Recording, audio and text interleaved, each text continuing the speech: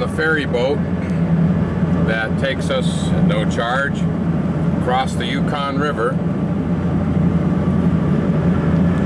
where I'll then travel on the Going to the Sky Highway.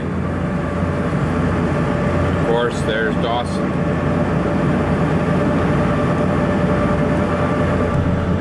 Getting into this position is no slouch of a job by this ferryman. He swings out into the river, gets sent downstream quite a little bit, and then powers back up. You'll notice over here, they have no actual dock. They just simply build it up probably each spring so they can drop the ramp for the ferry. And then in the wintertime or in the spring runoff, it probably rips out even this, and they rebuild it again. This Yukon River is a big and powerful and fast-moving river. It appears, anyway. I'm up on the Going to the Sky road, a dirt road 170 miles long that goes from Dawson to Tok, Alaska, T-O-K. The air is hazy because of fires that have plagued the Northwest Territories this month. Over there we can see a plume of smoke, very reminiscent of what we saw during the Yellowstone fires.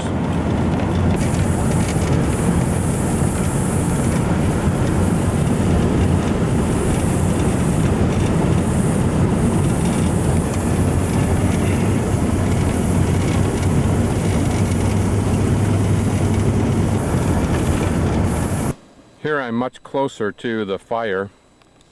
You can see the smoke billowing. I don't know if you can pick it up on the microphone, but you can hear the roar of the flames from this great distance, whatever it is.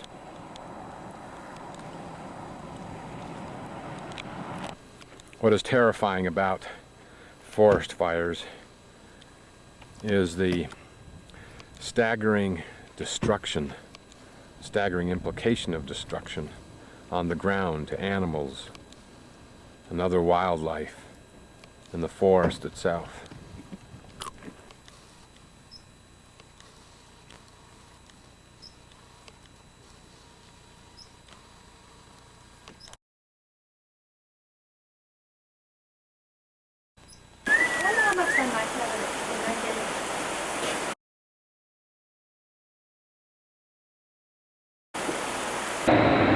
On November 16, 1973, through presidential approval of pipeline legislation, Alaska Pipeline Service Company received permission to begin construction of the 800-mile Trans-Alaska Pipeline, its pump stations, and the marine terminal at Valdez. The 360-mile road from the Yukon River to Prudhoe Bay was built, and the construction of the Valdez terminal was begun in 1974. At the same time, work started on pump stations and the pipeline work pad. The first lengths of pipe were placed under the Tasania River in March of 1975. Barely 2 years later, by May of 1977, all pipe had been installed and tested. The pump stations and the terminal and the central communication systems were almost completed. The first oil entered the line at Prudhoe Bay June 20th, 1977, and reached Valdez on July 28th. On August 1st, 1977, the first tanker load of North Slope oil left the port of Valdez aboard the Arco Juno. Pipeline facts: the length is 800 miles. Throughput, more than 1.6 barrels per day. Pipe specifications: diameter 48 inches. Insulated with 4-inch fiberglass, factory bonded to galvanized steel jacketing. In spite of the oil spill caused by the wreck of the large tanker in the Valdez, these are the oil spill preparedness measures that have been taken for the pipeline itself. 4 automatic leak detection and alarm systems are provided for the controller at the operations control center at the pipeline terminal at Valdez. Should a leak be detected, the crews would be dispatched by ground and air control and clean up any spilled oil. Every mile of the pipeline route has been analyzed to identify sensitive wildlife and fish habitats, drainage patterns, etc., so that cleanup crews can work quickly and directly to minimize the effects of a spill. Regular oil spills are oil spill drills are held at all pump stations, and pipeline-wide drills are scheduled twice a year.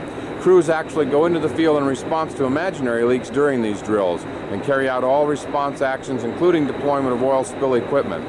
Oil spill equipment and materials stored in readiness at this pump station include float containment booms to control oil spilled in rivers or streams, absorbent cloth to soak up oil from water or ground, pipeline repair sleeves, and various types of earth-moving equipment.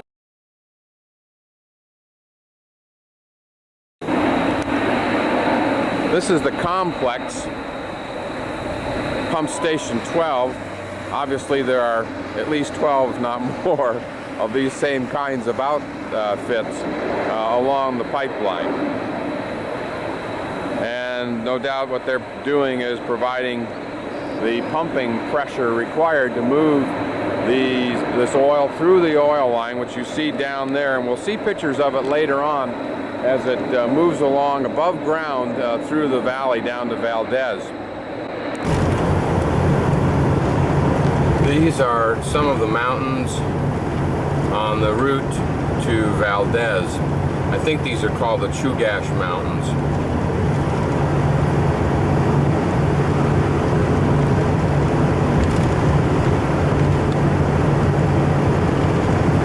Notice the glaciers. They very much abound in Alaska.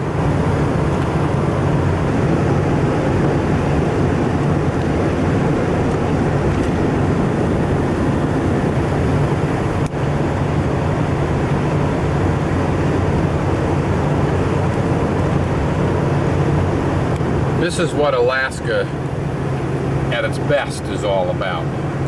Rivers, big mountains, glaciers.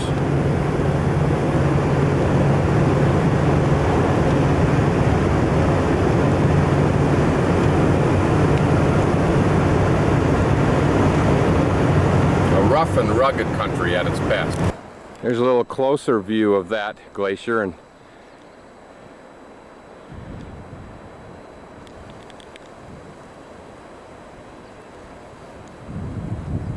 here we can see examples of the glacial falls right there, those horizontal drop-offs caused by the underlying terrain and the various cracks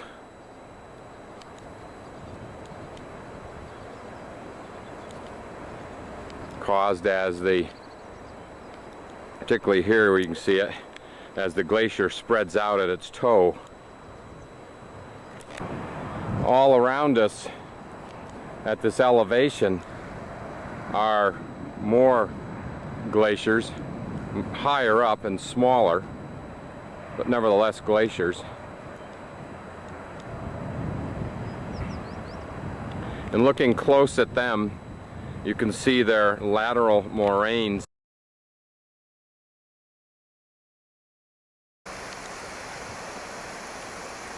Here we are at the toe of the glacier, where the glacial stream exits from underneath it, probably up through that little ice cavern, if you will, right there.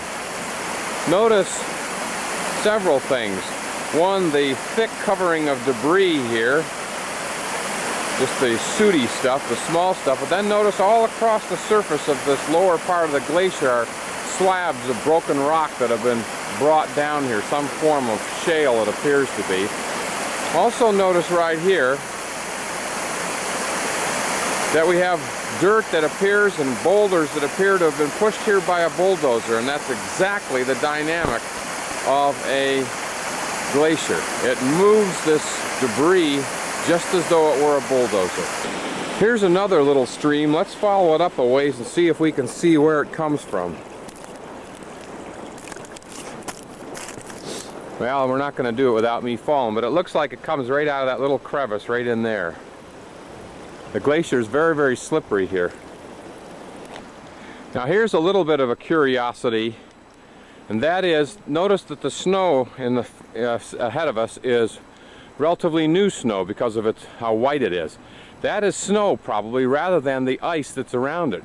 And remember now, it would require that this remain for at least 1 year, and then after the course of maybe several years, with the weight of other snow on top of it, it might be compressed into ice and then become a part of this glacier. In all probability, two things. Number one, the snow that falls way up above is the snow that has the chance of becoming part of the glacier, and number two, this will probably melt off before summer's end.